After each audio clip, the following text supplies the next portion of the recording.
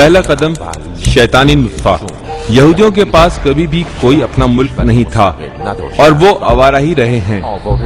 Holland کا ایک رہائشی قانونی وکیل تھیوڈور ہرزل اس سے یہ سب برداشت نہ ہوا۔ اس نے 1896 میں ایک کتاب ملک یہود میں لکھا کہ ہمیں لازماً یہودیوں کے لیے ایک مستقل حکومت تشکیل دینا ہوگی۔ اس نے 29 تا 31 اگست کی تاریخوں میں اگلے سال 300 بڑے یہودیوں کو سوئٹزرلینڈ میں جمع کیا تاکہ کس طرح ایک یہودی حکومت کو بنایا جائے کے بارے میں بحث و گفتگو کریں۔ مختلف ممالک کے بارے میں بات چیت ہوئی، لیکن بالآخر فلسطین پر سب کا اتفاق ہو گیا، اور کیونکہ فلسطین میں یہودی مقدسات بھی موجود ہیں جو عوامی فریب دہی کے لیے ایک بہترین بہانہ قرار پائے، ہرزل نے حکومت عثمانی کے سلطان عبدالحمید ثانی کو بہت سے تحائف ارسال کیے اور ساتھ ہی یورپی یہودیوں کے فلسطین آنے کی اجازت مانگی، جسے بادشاہ نے قبول نہیں کیا۔ لیکن ہرزل نے امریکی اور یورپی یہودیوں کی مدد سے ایک کمپنی بنائی جو فلسطین میں جا کر رہنے والے یہودیوں کی مالی مدد کیا کرتی تھی۔ دوسرا قدم چور ساتھی۔ 1914 میں پہلی جنگ عظیم شروع ہوئی۔ ان حالات میں یہودیوں نے جنگ کو بہانہ بنا کر بے شمار یہودیوں کو فلسطین مہاجرت کروائی۔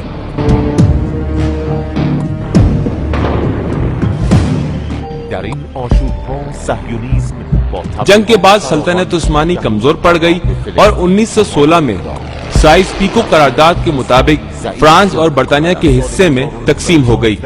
فلسطین برطانیہ کے حصے میں آیا اور برطانوی فوجی وہاں قابض ہو گئے۔ برطانوی وزیر خارجہ کی کوششوں سے 2 نومبر 1917 کو ایک یہودی بے نام رچرڈ کو خط لکھا اور کہا کہ برطانوی حکومت یہودیوں کے لیے فلسطین کو ان کے ملک بنانے کی حمایت کرتی ہے۔ ساتھ ہی امریکی صدر ولسن نے بھی خط کی حمایت کر دی۔ یہودیوں کے اچھے دنوں کا آغاز ہوا۔ پہلے کے مقابلے میں کہیں زیادہ یہودیوں کی فلسطین کی طرف مہاجرت شروع ہو گئی۔ املاک اور زرعی اراضی کو اپنے ہاتھ میں لینا شروع کر دیا گیا۔ شروع میں پیسے سے، اور اگر کوئی مقاومت کرتا تو برطانوی فوج کی مدد سے زبردستی حاصل کر لی جاتی۔ 25 نومبر 1920 پہلی جنگ عظیم کے فاتحین نے سان ریمو اٹلی میں اعلان کیا کہ یہودیوں کو آزاد ہونا چاہیے اور فلسطین میں ان کا اپنا ملک ہونا چاہیے۔ اس قرارداد کو اقوام متحدہ نے بھی فوراً لازم الاجرا قرار دے دیا اور ایک یہودی بے نام سامائل کو اس کام پر مامور کر دیا۔ 1920 میں چرچل برطانوی جنگ کا فاتح قدس شریف چلا گیا اور سفید کاغذ نامی اصطلاح کو بیان کر کے کہا، ہمیں ہر حالت میں قبول کرنا ہوگا کہ یہودی فلسطین میں آئیں اور اپنا الگ اور مستقل ملک بنائیں۔ تیسرا قدم شیطان کے نشان۔ 1930 کے شروع میں یہودی مخالف نازیوں نے قدرت حاصل کی۔ یہودیوں کی فلسطین میں مہاجرت کے سلسلے میں بے پناہ اضافہ ہو گیا۔ انہی سالوں میں دوسری جنگ عظیم شروع ہو گئی اور 6 سال مسلسل جاری رہی۔ جنگ کے فوراً بعد ایک نیا کھیل شروع کر دیا گیا، ہولوکاسٹ۔ اجتماعی طور پر یہودیوں کے قتل عام کی جھوٹی کہانیاں جو ایک نیا بہانہ بن گیا ان یہودیوں کے لیے جو ابھی تک یورپ سے فلسطین نہ جا سکے تھے۔ دیکھتے ہی دیکھتے فلسطین میں یہودیوں کی تعداد 6 لاکھ سے تجاوز کر گئی۔ اس دفعہ برطانیہ کی جگہ وہ ملک یہودیوں کی مدد کر رہا تھا جس نے جنگ کے دوران یہودیوں کی مدد سے نئی طاقت و ہیبت حاصل کر لی تھی، یعنی امریکہ۔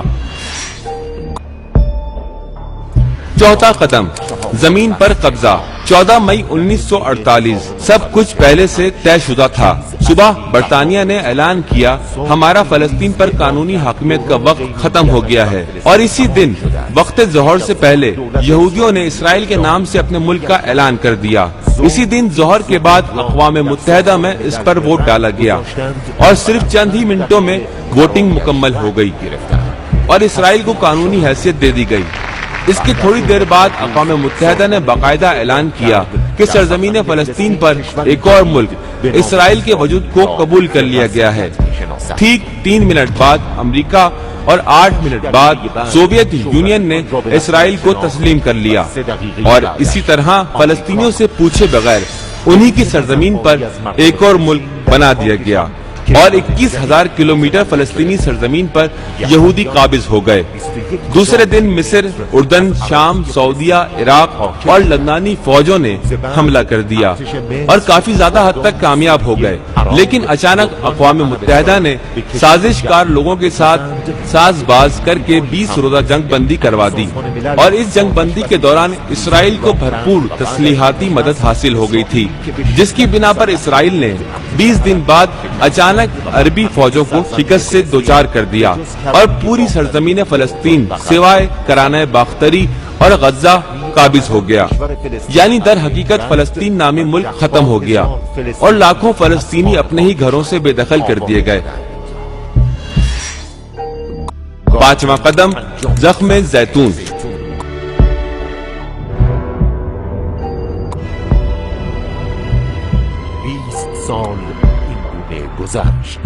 1968 میں صاف کی کوششوں سے عربی حکومتوں نے اسرائیل پر حملے کا ارادہ کیا کہ جس کے جواب میں اسرائیل نے پہلے پہر حملہ کر کے عربوں کو شکست دے دی اور یہودیوں کے ہاتھوں غصب شدہ فلسطین زمین 3 برابر ہو گئی۔ بلاخر امریکی اور یہودی دباؤ کے نتیجے میں عرب اور صاف عہد وفا سے پیچھے ہٹ گئے۔ سب سے پہلے مصر انور سادات نے 1978 کیمپ ڈیوڈ میں اسرائیل کو تسلیم کر لیا۔ اس کے بعد صاف نے 1992 میڈرڈ میں اسرائیل کو تسلیم کر لیا۔